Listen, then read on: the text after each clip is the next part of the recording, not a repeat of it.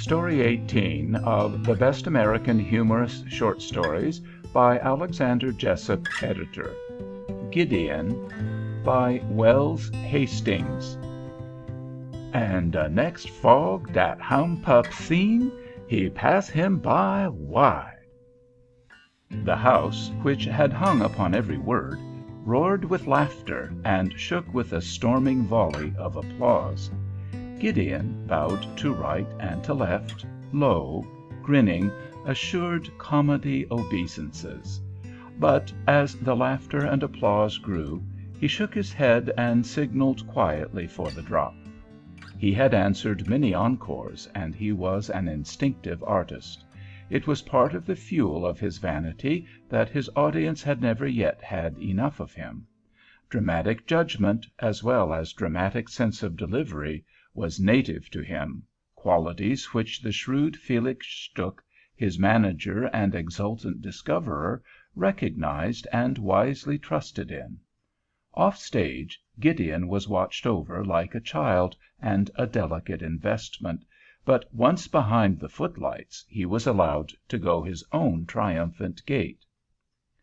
It was small wonder that Stuck deemed himself one of the cleverest managers in the business, that his narrow, blue-shaven face was continually chiseled in smiles of complacent self-congratulation. He was rapidly becoming rich, and there were bright prospects of even greater triumphs, with proportionately greater reward. He had made Gideon a national character, a headliner, a star of the first magnitude in the firmament of the vaudeville theatre, and all in 6 short months. Or at any rate he had helped to make him all this. He had booked him well, and given him his opportunity. To be sure, Gideon had done the rest. Stuck was as ready as any one to do credit to Gideon's ability. Still, after all, he, Stuck, was the discoverer, the theatrical Columbus who had had the courage and the vision. A now hallowed attack of tonsillitis had driven him to Florida, where presently Gideon had been employed to beguile his convalescence and guide him over the intricate shallows of that long lagoon known as the Indian River in search of various fish. On days when fish had been reluctant, Gideon had been lured into conversation, and gradually into narrative and the relation of what had appeared to Gideon as humorous and entertaining. And finally Felix, the vague idea growing big within him, had one day persuaded his boatman to dance upon the boards of a long pier where they had made fast for lunch. There, with all the sudden glory of crystallization, the vague idea took definite form and became the great inspiration of Stuck's career. Gideon had grown to be to vaudeville much what Uncle Remus is to literature. There was virtue in his very simplicity. His artistry itself was native and natural. He loved a good story, and he told it from his own sense of the gleeful morsel upon his tongue as no training could have made him. He always enjoyed his story and himself in the telling. Tales never lost their savor, no matter how often repeated. Age was powerless to dim the humor of the thing, and as he had shouted and gurgled and laughed over the fun of things when all alone, or holding forth among the men and women and little children of his color, so he shouted and gurgled and broke from sonorous chuckles to musical falsetto mirth when he fronted the sweeping tiers of faces across the intoxicating glare of the footlights. He had that rare power of transmitting something of his own enjoyments.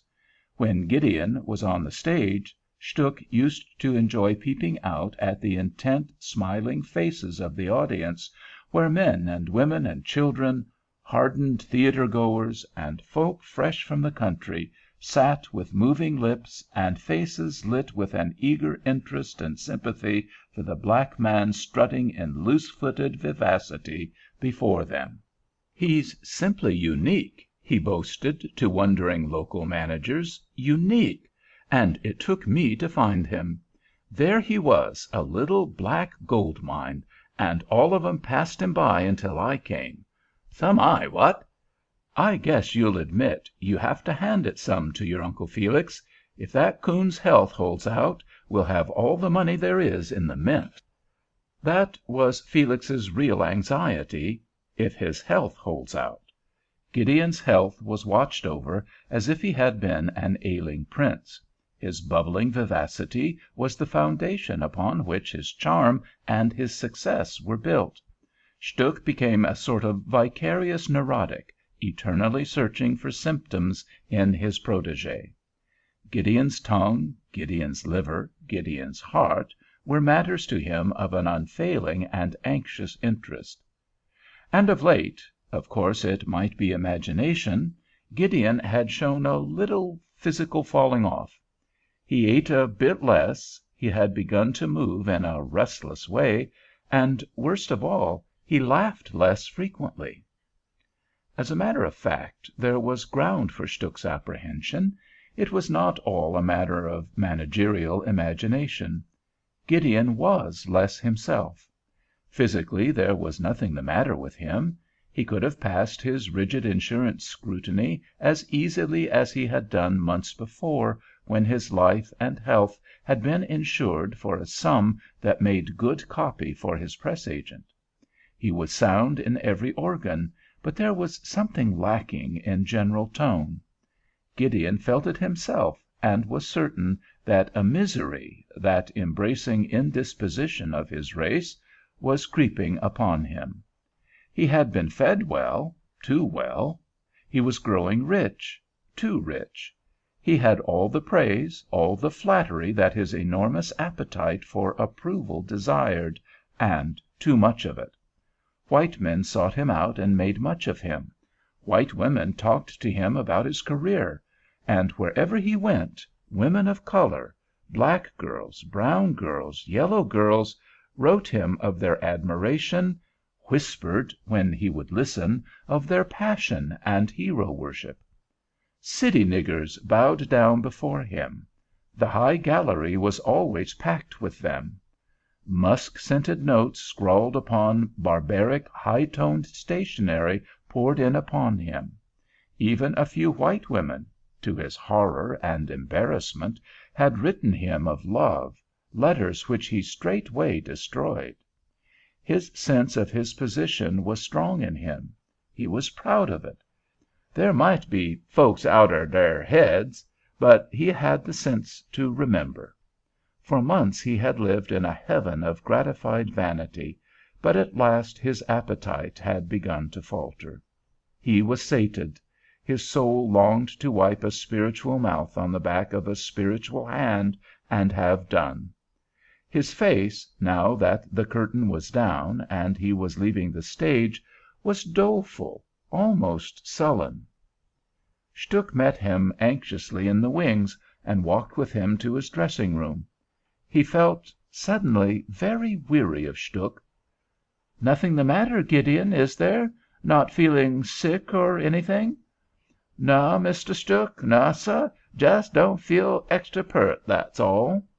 "But what is it? Anything bothering you?" Gideon sat gloomily before his mirror. "Mr. Stuck," he said at last, "I been steadying it over, and I about come to the delusion that I needs a good poke chop. Seems foolish, I know, but it do seem as if a good poke chop, fried just right, would help considerable to disumpate this misery feeling that's crawling and creeping round my spirit." Stuck laughed. "Pork chop, eh? Is that the best you can think of? I know what you mean, though. I've thought for some time that you were getting a little overtrained. What you need is, let me see. Yes, a nice bottle of wine. That's the ticket. It will ease things up and won't do you any harm. I'll go with you. Ever had any champagne, Gideon?" Gideon struggled for politeness. "Yes, sir. I's had a champagne, and it's a nice kind of liquor, sure enough. But, Mr. Stuck, sir, I don't want any of them high-toned drinks to-night, and if you don't mind, I'd rather amble off 'lone, or maybe eat that po'k chop with some other colored man, if'n I can find one that ain't one of them no-count Carolina niggers. Do you s'pose you could let me have a little money to-night, Mr. Stuhk?" Stuhk thought rapidly. Gideon had certainly worked hard, and he was not dissipated. If he wanted to roam the town by himself, there was no harm in it. The sullenness still showed in the black face. Heaven knew what he might do if he suddenly began to balk. Stuhk thought it wise to consent gracefully. "Good," he said. "Fly to it. How much do you want? 100? How much is coming to me?" "About 1,000, Gideon." "Well, I'd moughty like 500 of it, ef that's agreeable to yo'." Felix whistled. "500? Pork chops must be coming high. You don't want to carry all that money around, do you?" Gideon did not answer. He looked very gloomy. Stuhk hastened to cheer him. "Of course you can have anything you want. Wait a minute, and I will get it for you." "I'll bet that coon's going to buy himself a ring or something," he reflected as he went in search of the local manager and Gideon's money. But Stuhk was wrong. Gideon had no intention of buying himself a ring. For the matter of that, he had several that were amply satisfactory.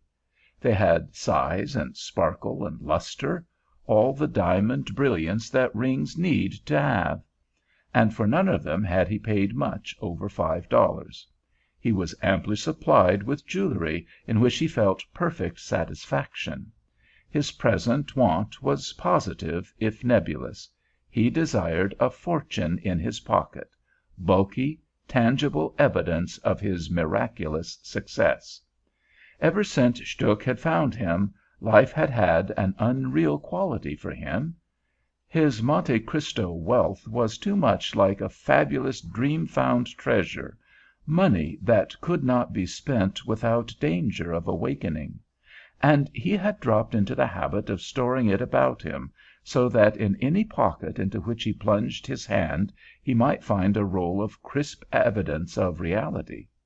He liked his bills to be of all denominations, and some so large as exquisitely to stagger imagination, others charming by their number and crispness, the dignified orange paper of a man of assured position and wealth-crackling greenbacks, the design of which tinged the whole with actuality. He was specially partial to engravings of President Lincoln, the particular savior and patron of his race.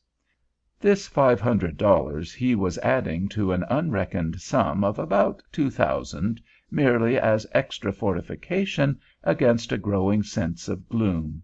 He wished to brace his flagging spirits with the gay wine of possession, and he was glad, when the money came, that it was in an elastic-bound roll, so bulky that it was pleasantly uncomfortable in his pocket as he left his manager.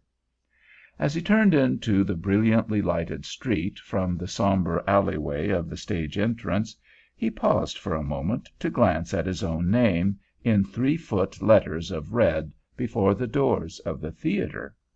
He could read, and the large block type always pleased him. "This week, Gideon." That was all. None of the fulsome praise, the superlative, necessary definition given to lesser performers.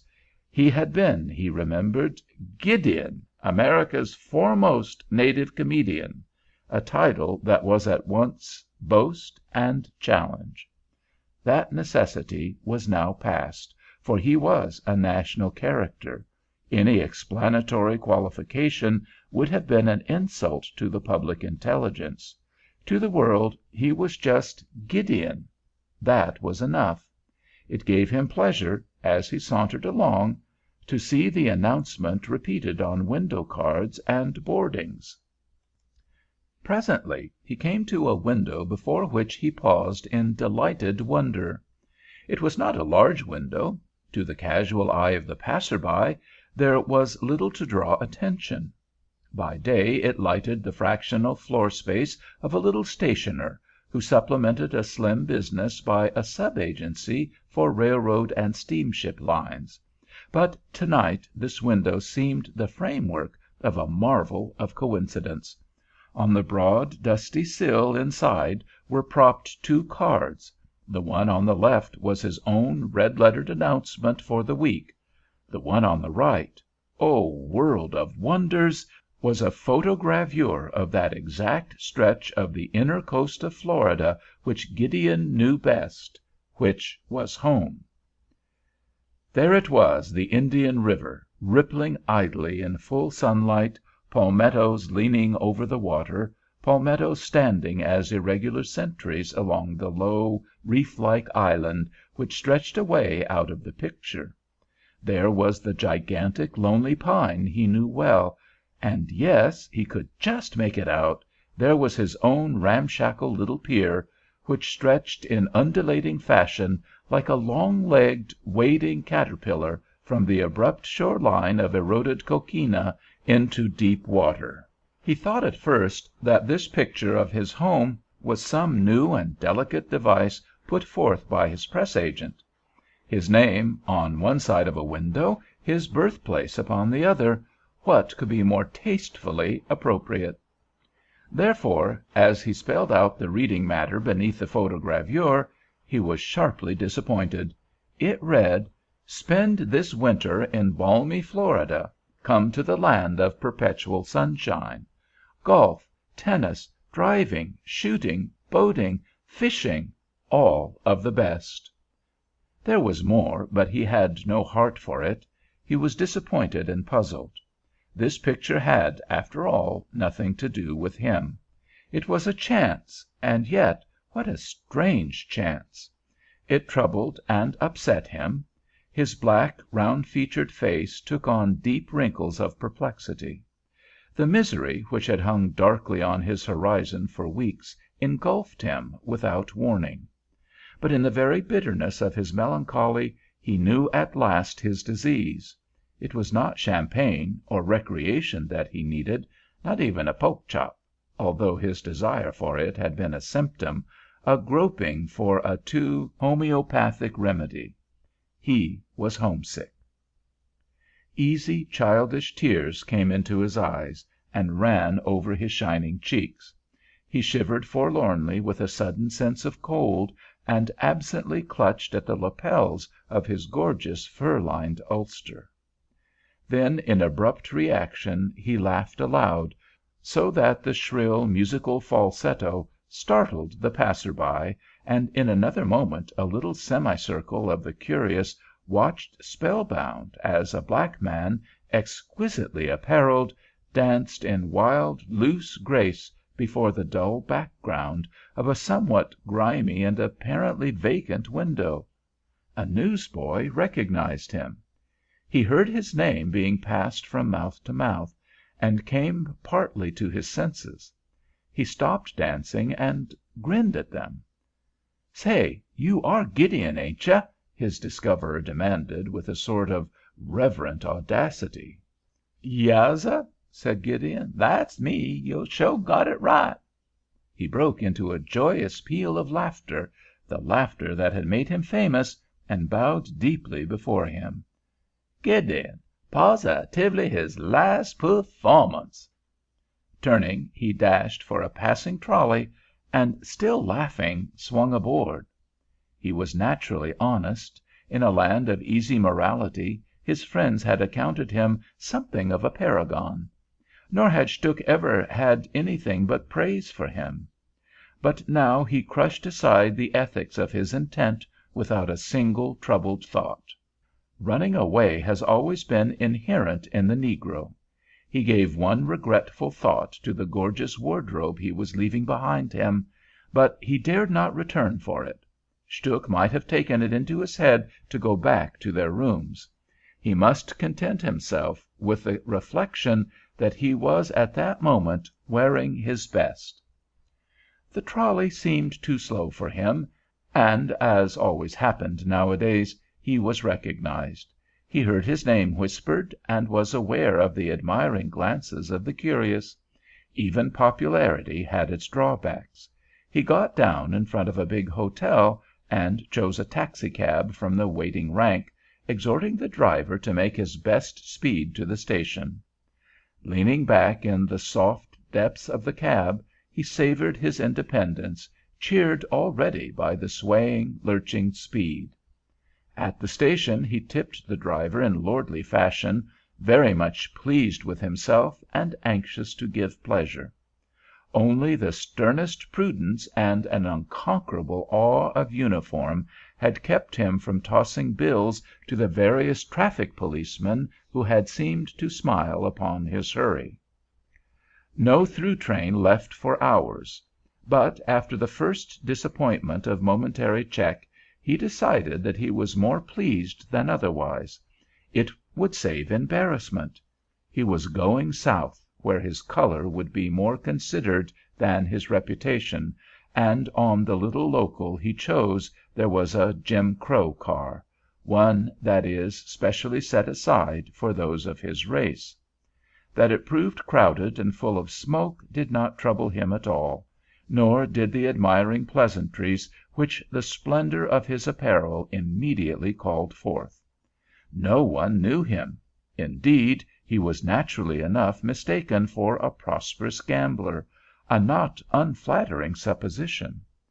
In the yard, after the train pulled out, he saw his private car under a glaring arc light, and grinned to see it left behind.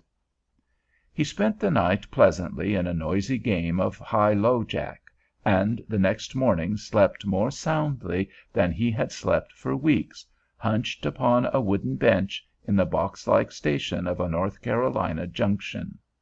The express would have brought him to Jacksonville in 24 hours. The journey, as he took it, boarding any local that happened to be going south, and leaving it for meals, or sometimes for sleep, or often as the whim possessed him, filled 5 happy days. There he took a night train, and dozed from Jacksonville until a little north of New Smyrna. He awoke to find it broad daylight and the car half empty. The train was on a siding, with news of a freight wreck ahead. Gideon stretched himself and looked out of the window, and emotion seized him. For all his journey the South had seemed to welcome him, but here at last was the country he knew. He went out upon the platform and threw back his head, sniffing the soft breeze, heavy with the mysterious thrill of unplowed acres, the wondrous existence of primordial jungle, where life has rioted unceasingly above unceasing decay. It was dry with the fine dust of waste spaces and wet with the warm mists of slumbering swamps. It seemed to Gideon to tremble with the songs of birds, the dry murmur of palm leaves, and the almost inaudible whisper of the gray moss that festooned the live oaks. He murmured, apostrophizing it. Yo's the right kind of breeze, yo is. Yo's all healthy. Still sniffing, he climbed down to the dusty roadbed. The negroes who had ridden with him were sprawled about him on the ground. One of them lay sleeping, face up, in the sunlight. The train had evidently been there for some time, and there were no signs of an immediate departure. He bought some oranges of a little bow-legged black boy, and sat down on a log to eat them, and to give up his mind to enjoyment. The sun was hot upon him, and his thoughts were vague and drowsy. He was glad that he was alive, glad to be back once more among familiar scenes. Down the length of the train he saw white passengers from the Pullmans restlessly pacing up and down, getting into their cars and out of them, consulting watches, attaching themselves with gesticulatory expostulation to various officials. But their impatience found no echo in his thought. What was the hurry? There was plenty of time. It was sufficient to have come to his own land. The actual walls of home could wait. The delay was pleasant, with its opportunity for drowsy sunning, its relief from the grimy monotony of travel. He glanced at the orange-colored Jim Crow with distaste, and inspiration, dawning slowly upon him, swept all other thought before it in its great and growing glory. A brakeman passed, and Gideon leaped to his feet and pursued him.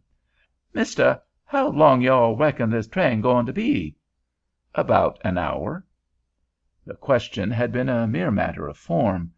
Gideon had made up his mind, and if he had been told that they started in 5 minutes he would not have changed it. He climbed back into the car for his coat and his hat, and then almost furtively stole down the steps again and slipped quietly into the palmetto scrub. "Most made the mistake of my life," he chuckled, "sticking to that old train forever. 'Tisn't the right way at all for Gideon to come home." The river was not far away. He could catch the dancing blue of it from time to time in ragged vista, and for this beacon he steered directly. His coat was heavy on his arm, his thin patent leather ties pinched and burned and demanded detours around swampy places, but he was happy. As he went along, his plan perfected itself.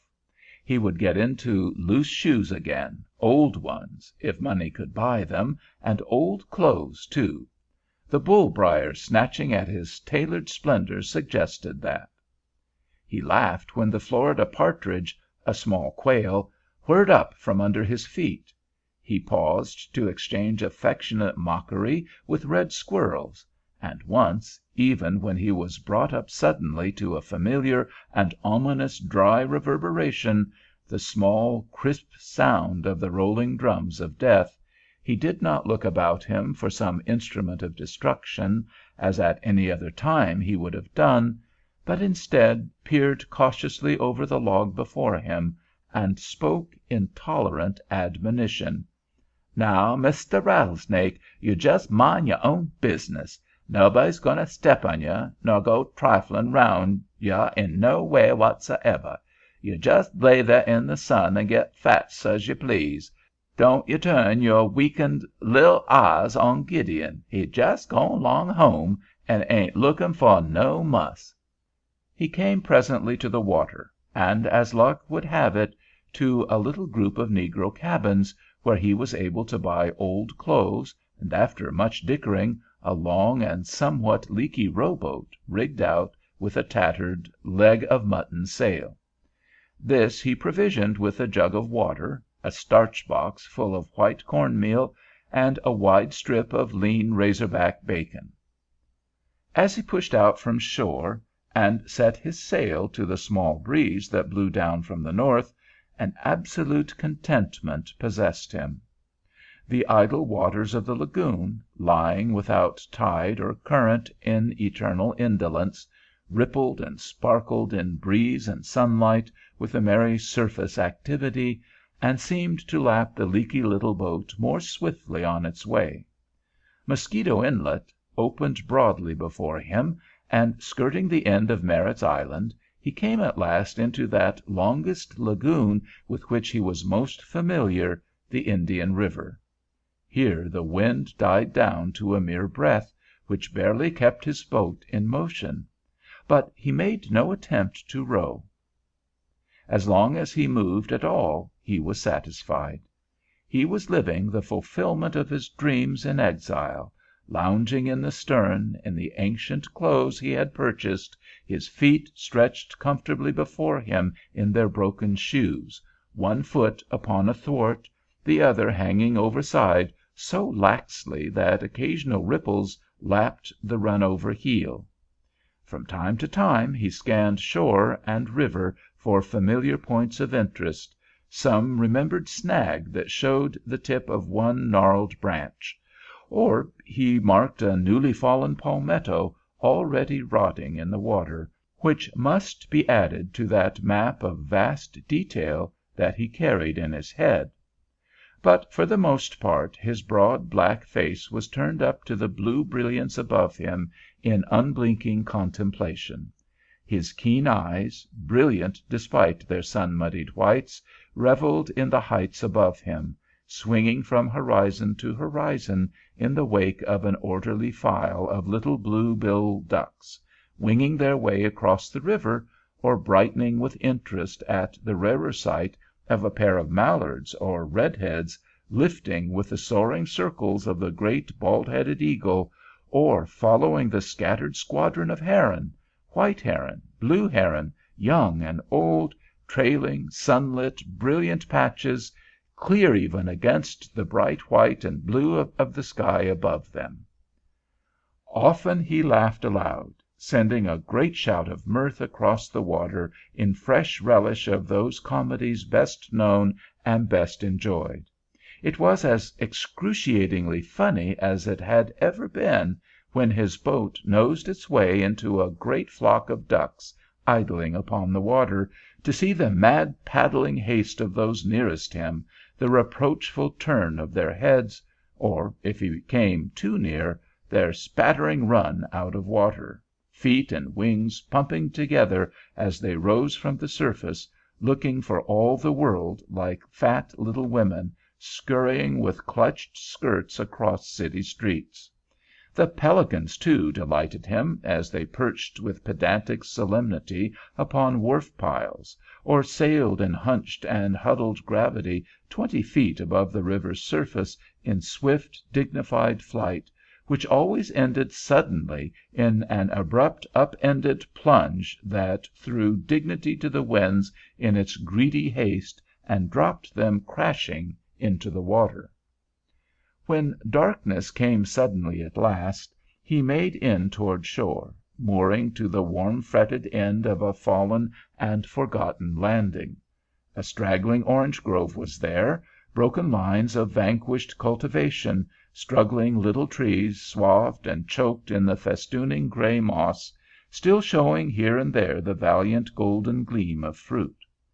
Gideon had seen many such places, had seen settlers come and clear themselves a space in the jungle, plant their groves, and live for a while in lazy independence, and then for some reason or other they would go, and before they had scarcely turned their backs, the jungle had crept in again, patiently restoring its ancient sovereignty.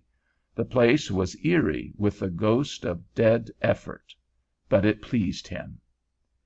He made a fire and cooked supper, eating enormously and with relish. His conscience did not trouble him at all. Stuhk and his own career seemed already distant.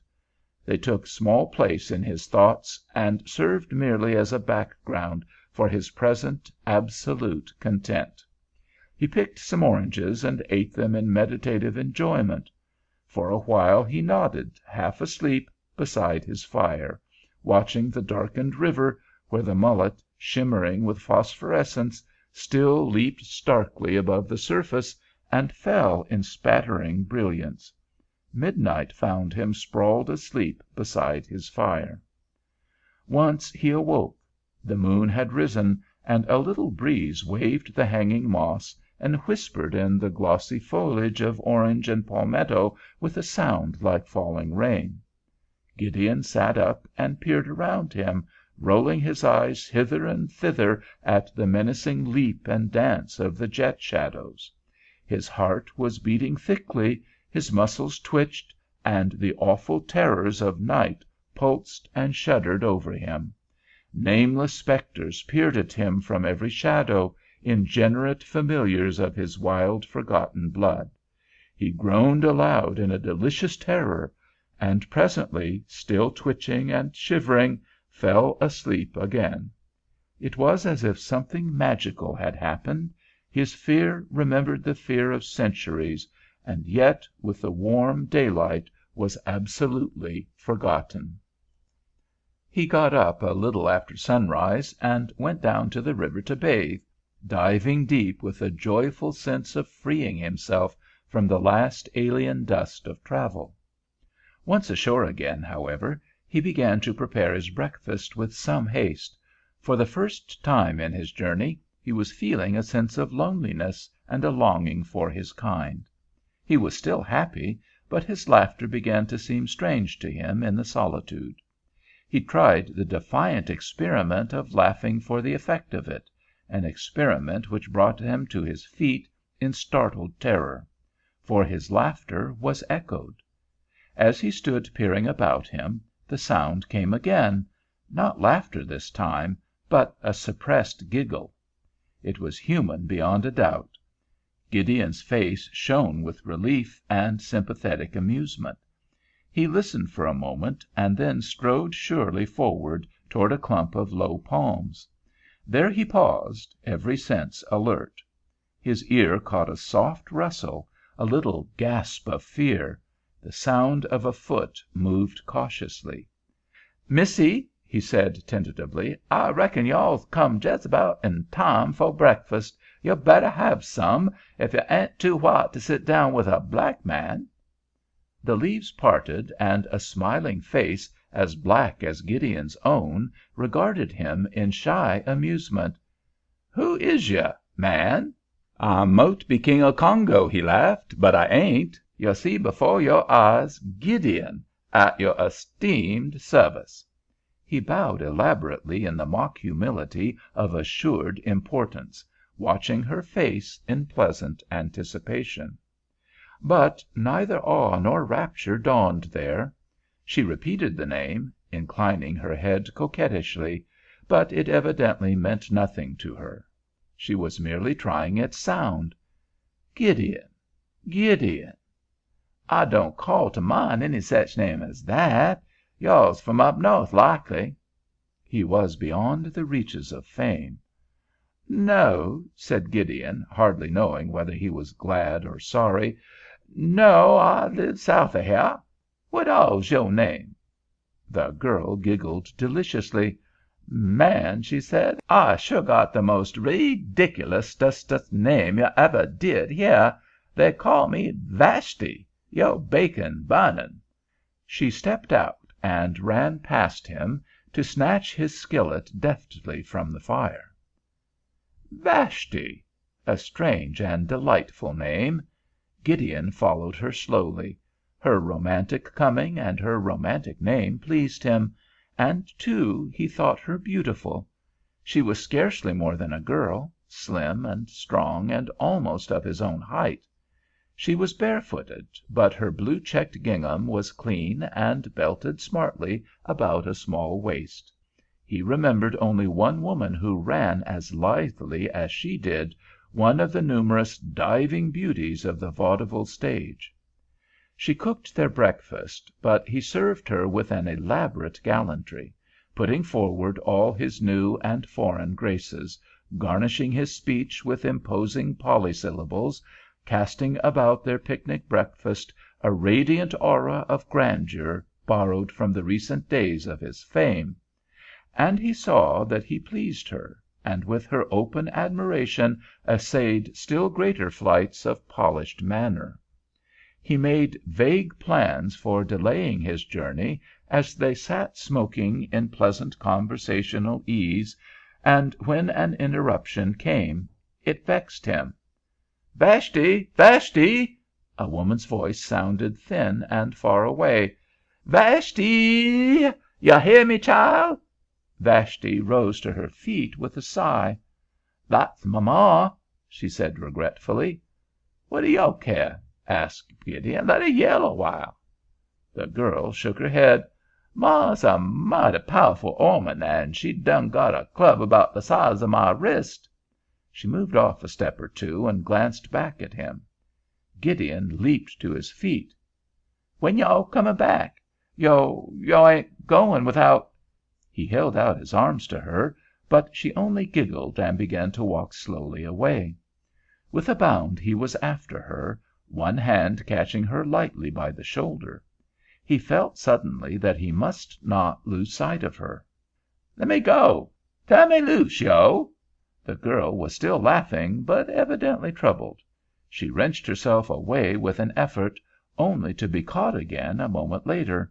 She screamed and struck at him as he kissed her, for now she was really in terror. The blow caught Gideon squarely in the mouth, and with such force that he staggered back, astonished, while the girl took wildly to her heels. He stood for a moment, irresolute, for something was happening to him. For months he had evaded love with a gentle embarrassment.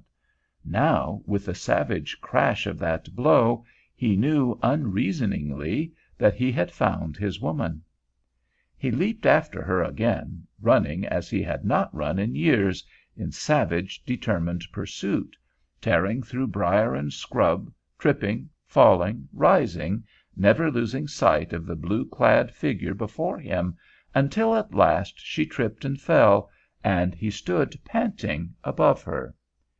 He took a great breath or so, and leaned over and picked her up in his arms, where she screamed and struck and scratched at him. He laughed, for he felt no longer sensible to pain, and, still chuckling, picked his way carefully back to the shore, wading deep into the water to unmoor his boat.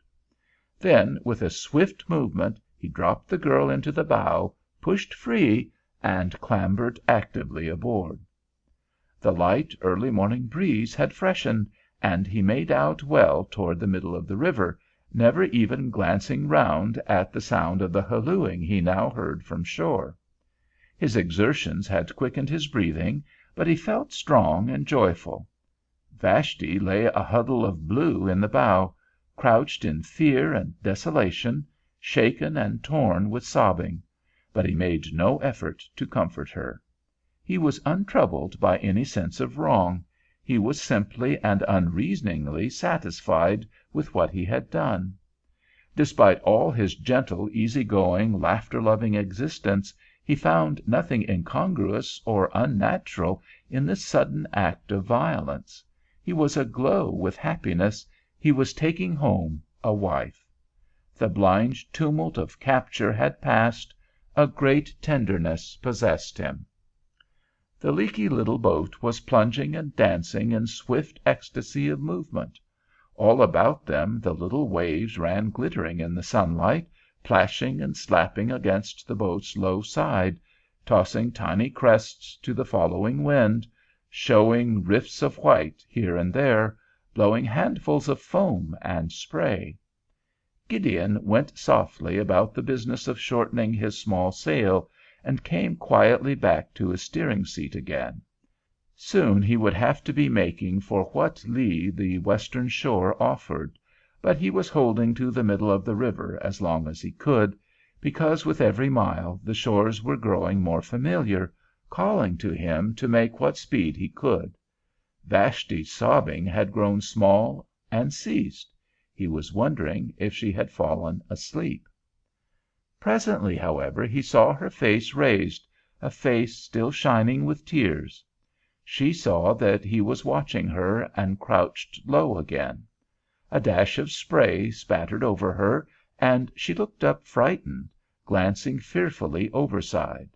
Then once more her eyes came back to him, and this time she got up, still small and crouching, and made her way slowly and painfully down the length of the boat, until at last Gideon moved aside for her, and she sank in the bottom beside him, hiding her eyes in her gingham sleeve. Gideon stretched out a broad hand and touched her head lightly, and with a tiny gasp her fingers stole up to his. "Honey," said Gideon, "honey, you ain't mad, is you?" She shook her head, not looking at him. "You ain't grievin' for your ma?" Again she shook her head. "Because," said Gideon, smiling down at her, "I ain't got no big club like she has."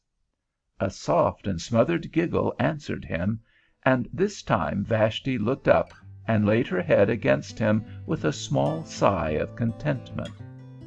Gideon felt very tender, very important, at peace with himself and all the world. He rounded a jutting point and stretched out a black hand, pointing. End of Story 18. Gideon,